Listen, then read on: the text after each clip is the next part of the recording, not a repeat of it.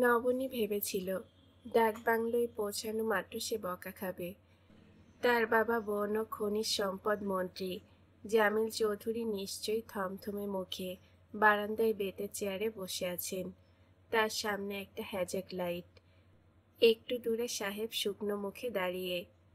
OC সাহেবের পেছনে মাধবদী ইউনিয়নের চেয়ারম্যান সুরুজ মিয়া হাত কসলাচ্ছেন এবং তেলতেলে মুখে হাসছেন। এই মানুষটা নন স্টপ হাসতে পারেন, বকা খেলেও হাসেন। পান খাওয়ার লাল দাঁত সারাক্ষণ বেরিয়ে থাকে, তবে তাকে খারাপ লাগে না। মনে হয় ধবধবে সাদা দাঁতে এই মানুষটাকে মানাতো না। নবনীর খোঁজে নিশ্চয়ই লোকজন বের হয়ে গেছে। ডাক বাংলোর সামনে পুলিশের 2জন সেন্ট্রি থাকে। তারা নবনীর খোঁজে গেছে। ঝোপঝাড়ে 5 ব্যাটারির টর্চের আলো ফেলছে। 4 জন আনসারের একটি দল আছে, তারাও নিশ্চয়ই বের হয়েছে।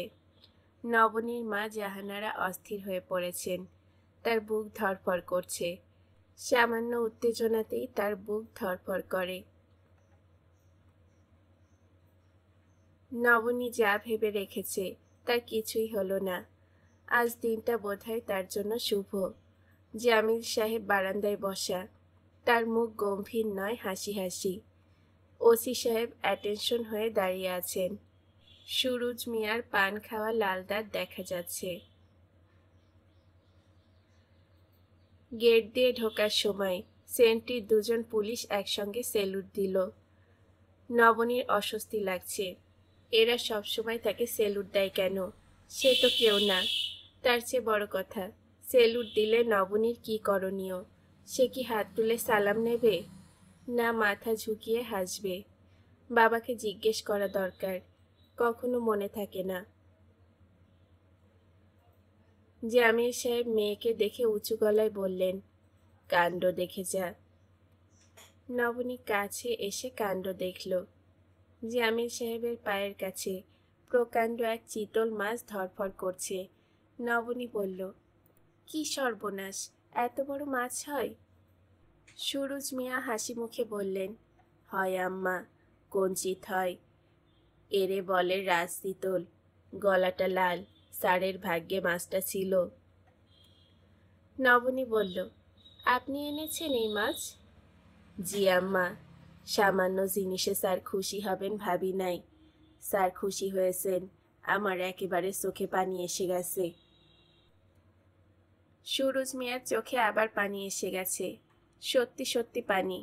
একজন বয়স্ক লোক যার মাথার বেশিরভাগ চুল পাকা, সে এত সহজে কেঁদে ফেলতে পারে? নবনী ভেবে পাচ্ছে না, এই লোকটা আসলেই কাঁদছে, না যে কোনো পরিস্থিতিতে চোখের পানি আনার দুর্লভ ক্ষমতা আয়ত্ত করেছে। জামিল সাহেব দরাজ গলায় বললেন, খুশি হবারই কথা। এত বড় মাছ আজকাল তো চোখে পড়ে না। মাছটার ওজন কত হবে মনে হয়? ওজন করি নাই স্যার, ওজন করাইয়া নিয়ে আসি। না থাক থাক, দরকার নেই। অবশ্যই দরকার আছে স্যার, আপনার মুখের কথা হুকুমের বাবা। ওসি সাহেব, মাছটা ধরেন তো, একলা পারবো না। 2জন মাছের ওপর ঝাঁপিয়ে পড়ল। শূন্যে ঝুলিয়ে যে দ্রুততার সঙ্গে বের হয়ে গেল, তাতে মনে হয় আগামী কয়েক সেকেন্ডের মধ্যে ওজন না নিলে একটা বিপর্যয় ঘটে যাবে। জামিল সাহেব মেয়ের দিকে তাকিয়ে হাসলেন। হাসতে হাসতে বললেন, তোর জন্য একটা সারপ্রাইজ আছে। কি সারপ্রাইজ? বস আমার পাশে, এখন অনুমান কর। আমার এমএসসি রেজাল্ট হয়েছে? হুম, শাহেদ এসেছে। কি বললে? হ্যাঁ শাহেদ। আমি চেয়ারম্যান সুরুজ মিয়ার সঙ্গে গল্প করছিলাম, হঠাৎ দেখি সুটকেস হাতে হেলতে দুলতে কে যেন আসছে। চেহারা দেখছি, তারপরও বিশ্বাস হচ্ছে না। যা ভেতরে যা। নবনী ভেতরে গেল না, বসে রইল। বাবার সামনে থেকে উঠে যেতে লজ্জা লাগছে। জামিল সাহেব বললেন, কি এখন খুশি তো? যা ভেতরে যা। নবনী নিচু গলায় বলল, যাব, তারা তো কিছু নেই। জামিল সাহেব সিগারেটের প্যাকেট বের করতে করতে আনন্দিত গলায় বললেন, ছোট ব্যাপার নিয়ে তোরা যে ঝগড়া করিস মাঝে মধ্যে, আমি রীতিমতো আতঙ্কগ্রস্ত হই। তোদের বিয়ের ঝামেলা আমি এবার চুকিয়ে ফেলবো, আর দেরি করা যাবে না। বাবা, তোমাকে তো বলেছি রেজাল্ট না হলে বিয়ে করব না। আচ্ছা, দেখা যাবে। রেজাল্টের তো খুব বেশি দেরি আছে বলে মনে হয় না। এই সপ্তাহতেই বের হবার কথা। মা, আমাকে কফি দিতে বলিস তো। নবনী উঠে গেল। ঘরের ভেতর ঢুকতে তার লজ্জা লাগছে। চট করে শাহেদের সামনে সে পড়তে যাচ্ছে না। নিজেকে একটু গুছিয়ে নিতে হবে। চুল এলোমেলো হয়ে আছে, পা ভর্তি ধুলো। নবনী ধরেই নিয়েছিল শাহেদের সঙ্গে তার দেখা হবে না। দেখা হলেও সৌজন্য কথাবার্তার মতো হবে। কেমন আছো, ভালো আছো, অর্থহীন আলাপ।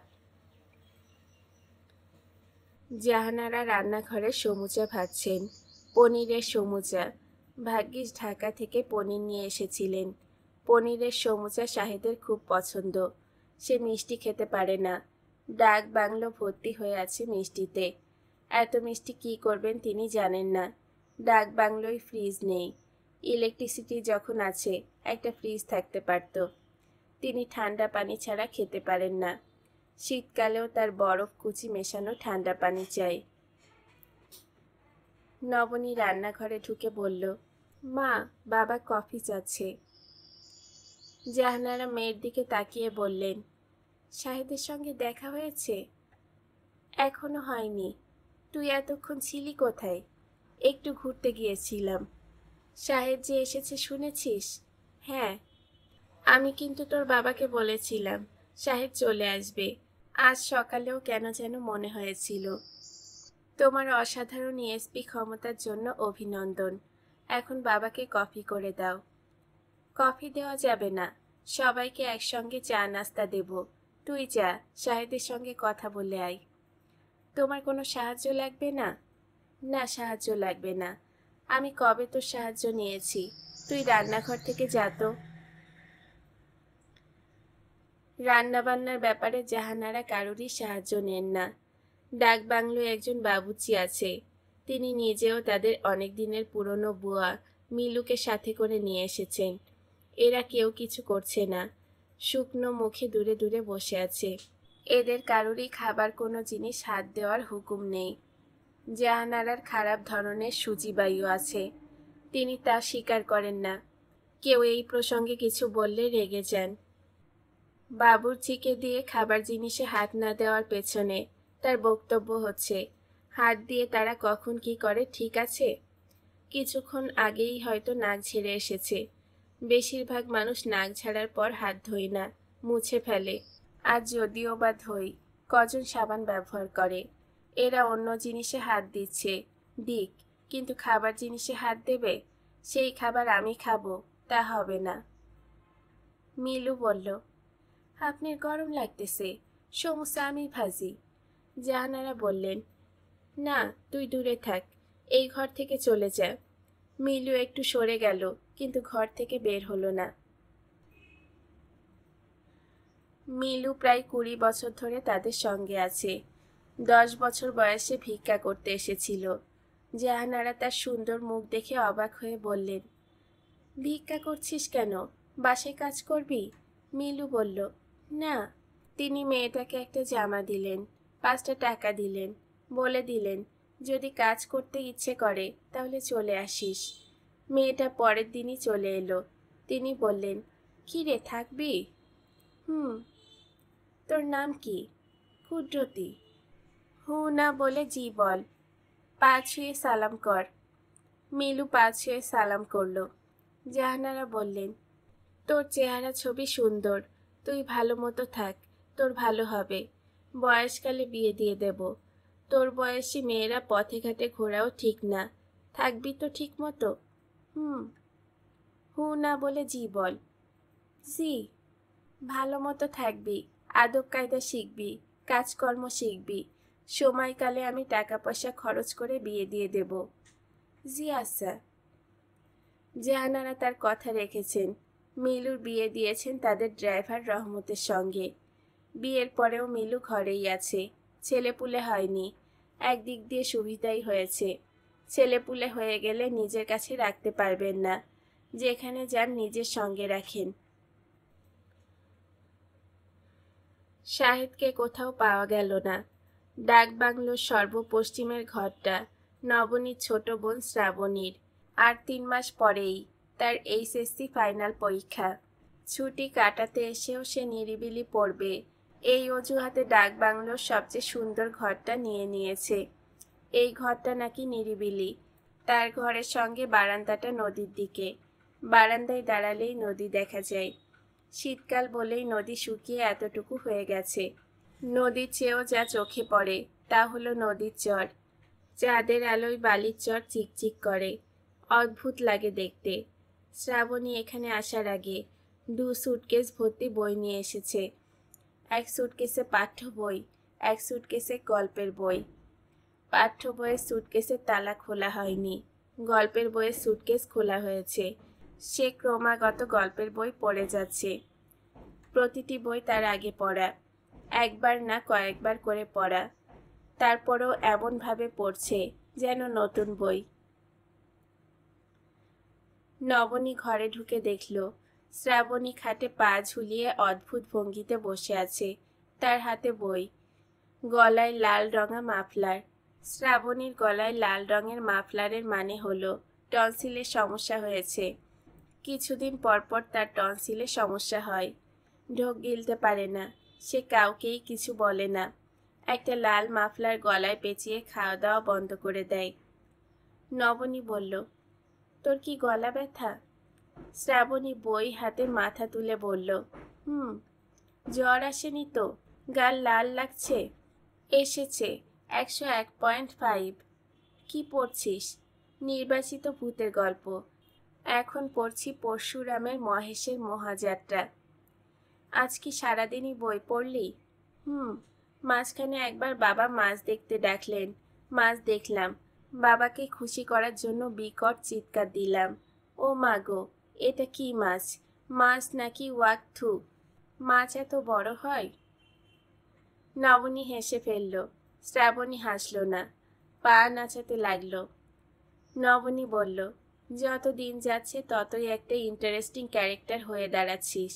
ব্যাপারটা কেউ লক্ষ্য করছে না। শ্রাবণী হাই তুলতে তুলতে বলল, কেউ যে করছে না তা তো না, কেউ কেউ করছে। আচ্ছা আপা, এখন তুমি যাও। ভূতের গল্প এক নাগাড়ে পড়তে হয়, মাঝখানে ইন্টারাপশন হলে পড়াই মাটি। মনে হচ্ছে তুমি শাহেদ ভাইকে খুঁজছো, খুঁজে না পেয়ে বিব্রত বোধ করছো। কাউকে মুখ ফুটে জিজ্ঞেসও করতে পারছো না। উনি গোসল করার জন্য কুয়াতলায় গেছেন। ডাক বাংলোর একটা কুয়া আছে, তুমি জানো কি না জানি না। কুয়ার পানি অসম্ভব পরিষ্কার। শাহেদ ভাই সেই পরিষ্কার পানিতে গা ধুবেন। এই ঠান্ডায় কুয়ার পানি? হ্যাঁ, ওনার যেহেতু টনসিলের সমস্যা নেই, ঠান্ডা পানিতে কিছু হবে না। কুয়ার পানিতে গোসলের বুদ্ধি কি তুই দিয়েছিস? শ্রাবণী পা নাচাতে নাচাতে বলল, গতকাল কুয়ার পানিতে আমি গোসল করে ঠান্ডা লাগিয়েছি, আজ লাগাবেন শাহেদ ভাই। আপা, এখন কি তুমি যাবে? গল্পটা শেষ করতে চাই। তুমি এক কাজ করো, কুয়ার পাড়ে চলে যাও। আমার বারান্দা দিয়ে নামার সিঁড়ি আছে, এসো তোমাকে শিখিয়ে দিচ্ছি। দেখাতে হবে না। নবনী কি করবে ভেবে পেল না। শেষ পর্যন্ত কুয়াতলার দিকে রওনা হলো। ডাক বাংলোর জায়গাটা অনেক বড়, কাঁটাতার দিয়ে ঘেরা। পেছনে রীতিমতো আম কাঁঠালের বাগান। নবনীরা 2 দিন পার করে দিয়েছে, এখনো ডাক বাংলোর চারপাশ ভালো করে দেখা হয়নি। সে জানতই না এতে কুয়াতলাও আছে। ডাক বাংলোয় সাধারণ কুয়া থাকে না। শাহেদ গোসল শেষ করে হি হি করে কাঁদছে। তার গায়ে মোটা টাওয়েল। শাহেদ একা নয়, ডাক বাংলোর কেয়ারটেকার দাঁড়িয়ে আছে। তার হাতে হারিকেন, মালিও আছে। সে এতক্ষণ পানি তুলে দিচ্ছিল। নবনী কুয়াতলার পাশে এসে দাঁড়ালো, সহজ গলায় বলল, কেমন আছো? শাহেদ বলল, খুব খারাপ আছি।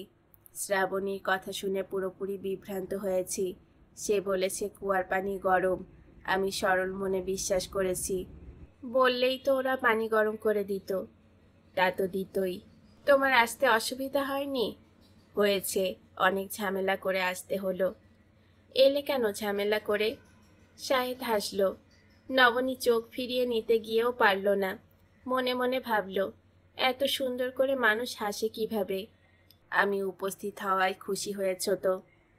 নবনী জবাব দিল না। সে প্রচণ্ড খুশি হয়েছে, তার এত আনন্দ হচ্ছে। ভাগ্যিস কেউ তা বুঝতে পারছে না। নবনী চায় না কেউ বুঝে ফেলুক। আমি আসব এটা নিশ্চয় আশা করনি? না। খুশি হয়েছ কিনা তা তো বললে না। নবনী হালকা গলায় বলল, প্রচণ্ড রাগ করেছি, রাগে অন্ধ হয়ে গেছি। এলে কেন? বলেই হেসে ফেলল। তারা ডাক বাংলোর দিকে এগোচ্ছে। নবনী কেয়ারটেকারের হাত থেকে হারিকেন নিয়ে নিয়েছে। সে যাচ্ছে আগে আগে, শাহেদ পেছনে পেছনে আসছে। নবনী, আমি যে হঠাৎ এখানে এসে তোমাকে চমকে দেব তা আগে থেকে ঠিক করা ছিল, সব প্রি প্ল্যান। প্রচণ্ড রকম ঝগড়া তোমার সঙ্গে হলো, সেই ঝগড়াও কিন্তু প্ল্যানের একটা অংশ, যাতে তুমি ধারণা করো আমি আসবো না। অবশ্যই পুরো ব্যাপারটা আমি যেভাবে চেয়েছিলাম সেভাবে হয়নি। তুমি কিভাবে চেয়েছিলে? আমি ঠিক করে রেখেছিলাম গভীর রাতে এসে উপস্থিত হব। তুমি তখন ঘুমিয়ে পড়েছ। আমি তোমাকে ঘুম থেকে ডেকে তুলে ক্যাজুয়াল ভঙ্গিতে বলবো, এক গ্লাস ঠান্ডা পানি দাও তো নবনী। বলেই হা হা করে হাসল।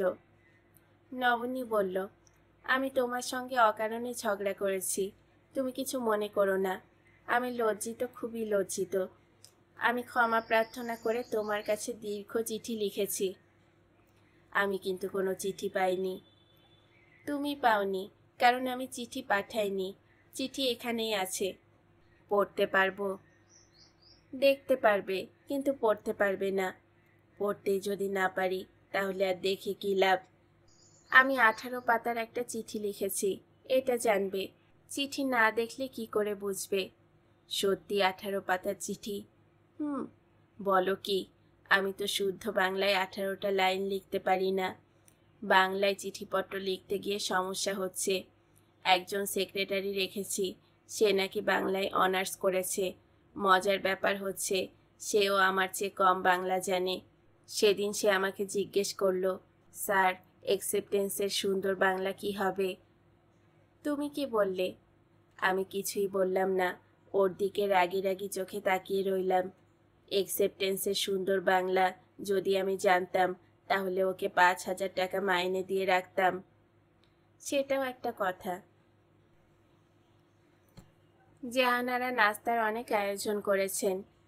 পনিরের সমুচা ছাড়াও লুচি ভেজেছেন, মুরগির কোরমা করেছেন, আলুর চপ তৈরি হয়েছে। ডাক বাংলোর খাবার ঘরে ঘরে দেওয়া হয়েছে। সবাই গোল হয়ে বসেছে। টেবিলটা বেশি বড়, মনে হচ্ছে কনফারেন্স রুম। তারা যেন খেতে বসেনি, জরুরি আলোচনায় বসেছে।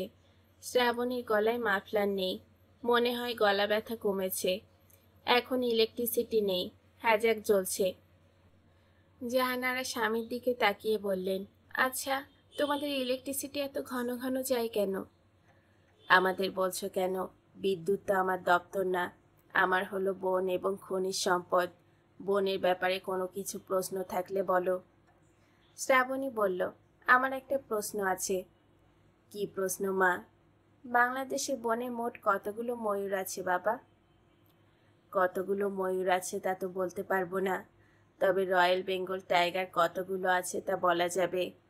রয়্যাল বেঙ্গল টাইগার কতগুলো আছে এক্স্যাক্ট বলতে পারবো না মা, সেক্রেটারিকে জিজ্ঞেস করে জানতে হবে। ওনাকে কি করে জিজ্ঞেস করবে? এখানে তো টেলিফোন নেই। ওয়্যারলেসে মেসেজ পাঠিয়ে দেব, সব থানায় ওয়্যারলেস আছে। শাহেদ বলল, রয়্যাল বেঙ্গল টাইগারের সংখ্যা জানা কি খুবই দরকার শ্রাবণী? শ্রাবণী বলল, হ্যাঁ দরকার। রয়্যাল বেঙ্গল টাইগারের সঠিক সংখ্যা না জানলে আমি আজ রাতে ঘুমোতে পারবো না। জামিল সাহেব হো হো করে হেসে উঠলেন।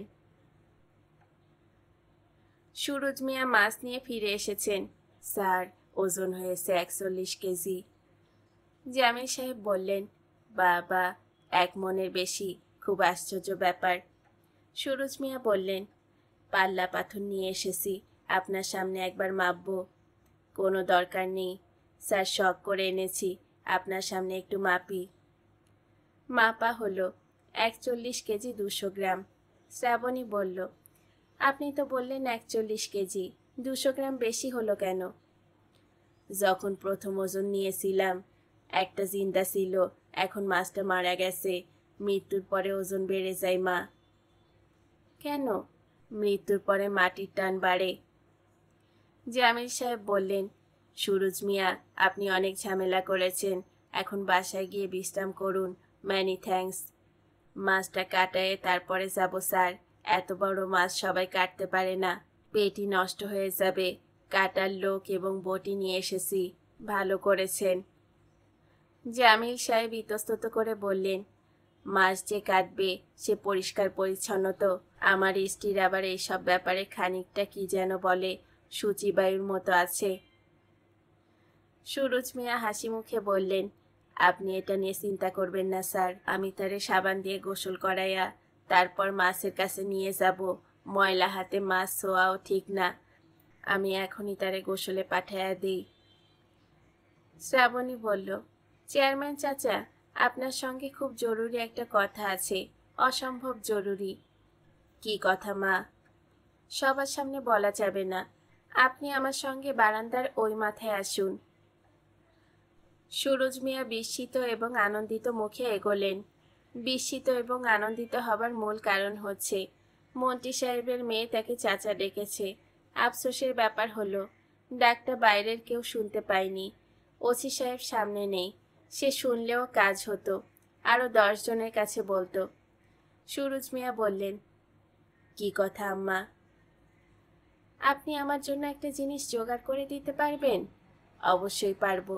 এখানে না পাওয়া যায় ঢাকা থেকে নিয়ে আসব।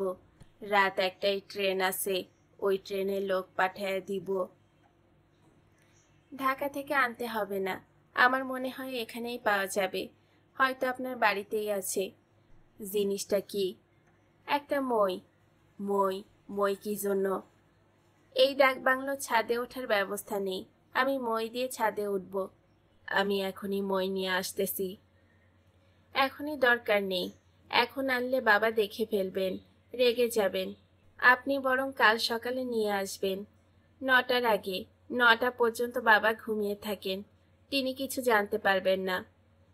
সুরজ মিয়া ভীত গলায় বললেন, স্যার যদি রাগ করেন তাহলে কাজটা করা কি ঠিক হবে আম্মা? কোনো অসুবিধা নেই। আপনি তো আর জানেন না কি জন্য আমি মই চেয়েছি। আমি আপনার কাছে চেয়েছি, আপনি সরল মনে এনে দিয়েছেন।